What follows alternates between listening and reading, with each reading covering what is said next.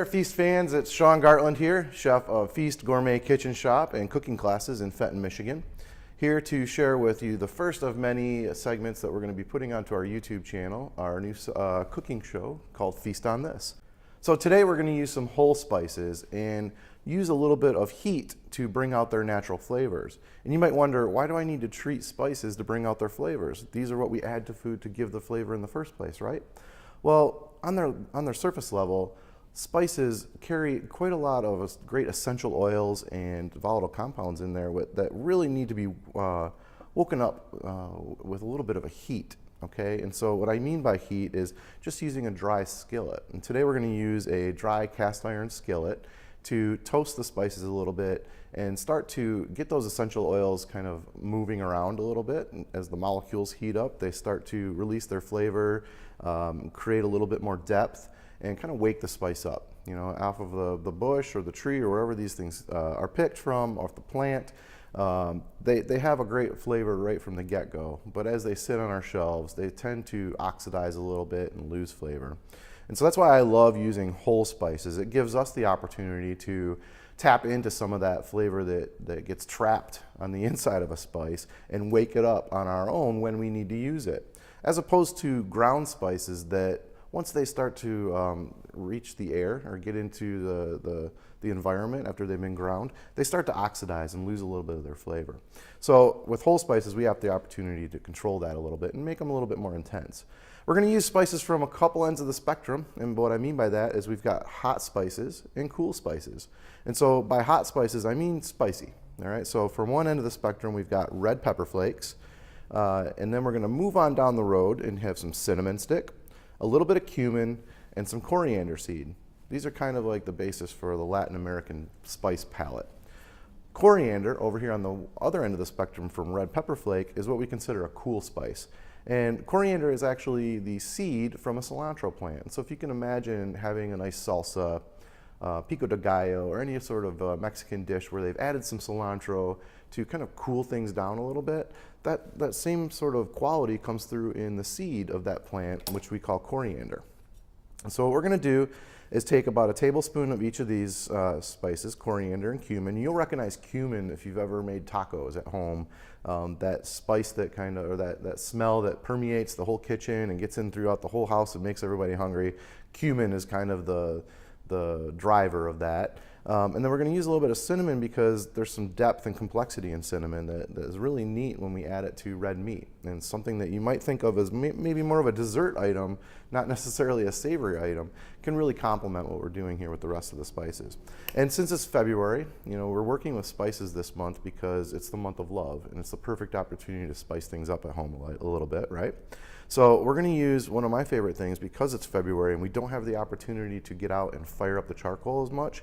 We're going to use some smoked paprika. So in combination with our whole spices, we're going to add a little bit of ground spice, and then to round things out, some salt. We always need a little bit of salt in there to enhance the flavor.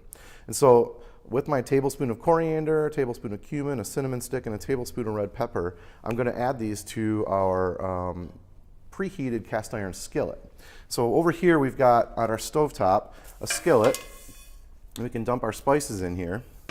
And all we need to do is basically heat this up and kind of listen and smell at the same time. We got to use our senses for this technique, and we can kind of move things around a little bit. All right, but mainly what I want to do is as these essential oils start to heat up, they release a lot of flavor into the air. A lot of that smell, the flavor that we get when we make tacos at home, or that you get when you're grilling something. We're going to smell that right now as these start to heat up. And you'll see them smoke a little bit, and that's about the time when we can kind of stop the process. And we'll turn our heat down here and come back to the table. And what we've got is just a nice little toasted spice mixture that we're going to add to our spice grinder. And so I've got a coffee grinder that I kind of put into use for just for spices, and it allows me to ooh, got a good whiff of the pepper flakes there. The spice grinder allows me to just kind of dedicate this to spices. So I don't have to worry about any of my family trying to grind up some coffee and getting that curry flavor that they might not want as a surprise in the morning, okay? So we're gonna dump all of these spices out of our pan, and I'm making a little bit of a mess on the cutting board there.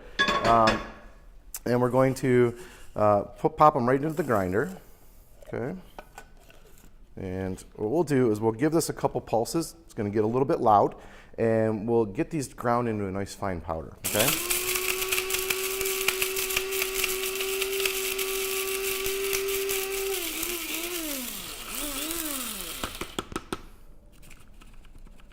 Okay, and so shake this out here. What I want to show you is how these come together a little bit, and they create this nice coarse rub for us, okay? And so this is the combination of all of those spices, that coriander, cumin, red pepper flake, and the cinnamon stick have all been ground down to a nice rub. And then to enhance it even further, we're going to add a little bit of our smoked paprika, okay? And so what I'll do is I'll just dump this back in here, about a tablespoon's worth of paprika, and we'll give it a good generous amount of salt as well, okay? And let's bring these things together and just give them a loose mixture.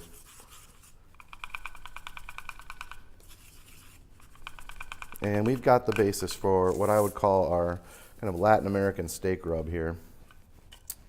Great flavors, all coming together.